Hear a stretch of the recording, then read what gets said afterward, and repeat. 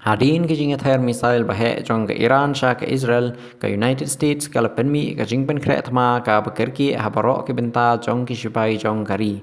Kani ke jingki patba sipai latep kum ke Operation Epic Fury ha ka ba ki sipai ki her jing ele ethma bat ki lingsun ki lasdang ban pen ken ria sha kathan Middle East. Kat kum ki khubor ki sipai Marines bat ki weipat ki sipai jong ke United States lara ada ki bosna ki jakasa sipai sha ki airfield ban pen kre ban lech sha ka jing ele ethma.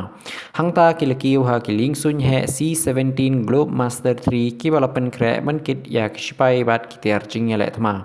Hagi cargo be jong kini kiling sun lakit ru ya kikali jingele thma kum ki MRAP ki kali armor ki tactical bagi na ki nalor ki generator ki jingerap jingethu khubor kitiar sumar bat ki benta ammunition.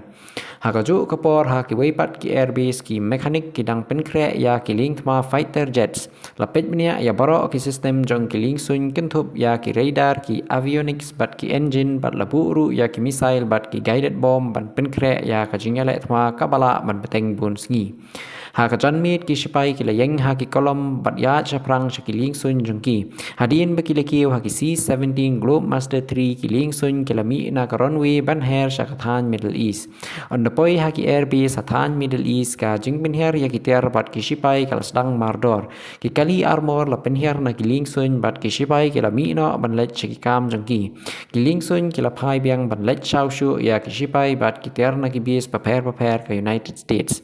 Ki khubor ki ong begini ki sipai ki la poi ha ka base ka bala ban long ka chakasa jong ki na ka benta ka por ka ba om tep pat tep hadu kan nu kan ne. Ha ki airfield ha ka tei ka than ki ken hun mekanik ki dang trei mit bat sngi ban pendap piang bat pen kre ya ki fighter jet ban let sha ki mission jingale thma.